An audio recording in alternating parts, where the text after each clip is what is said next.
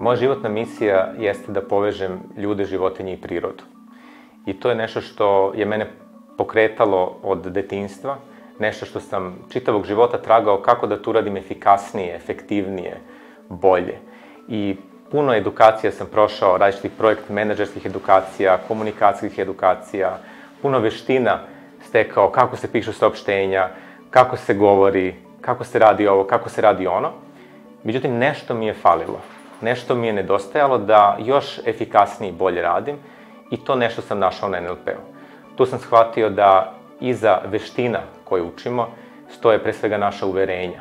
Uverenja o sebi, uverenja o svetu i da ta uverenja mogu da budu podržavajuća, ali mogu da nas i ograničavaju.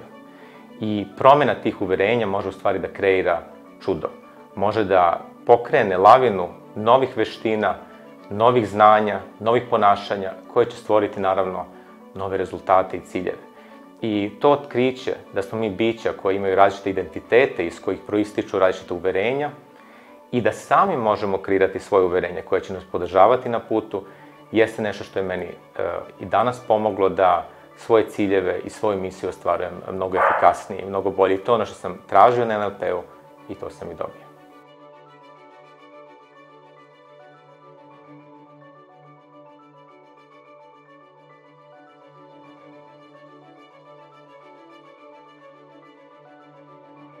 NLP nije jedna od tehnika, to sam shvatio, nego je fundamentalna tehnika.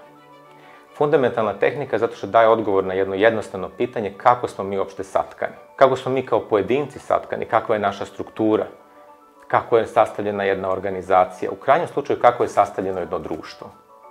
I ako razumemo to, kako to funkcioniše, onda tačno znamo na kom mestu možemo izvršiti intervenciju za opšte dobro. I zato mislim da NLP nije samo jedna od, nego je fundamentalna disciplina koju bi svi trebali da znamo i ono što jeste cilj i što bi trebao da bude cilj jednog društva, da se o tome učimo u školi.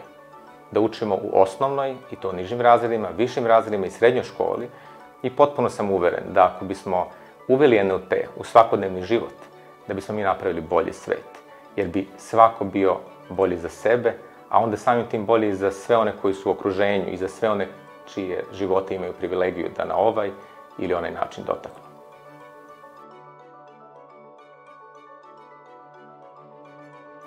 Dakle, to je žena koja ima svoj background, koja ima svoju stabilnost, svoje veliko znanje, jedno veliko iskustvo i pre svega poziv da čini ljudima dobro.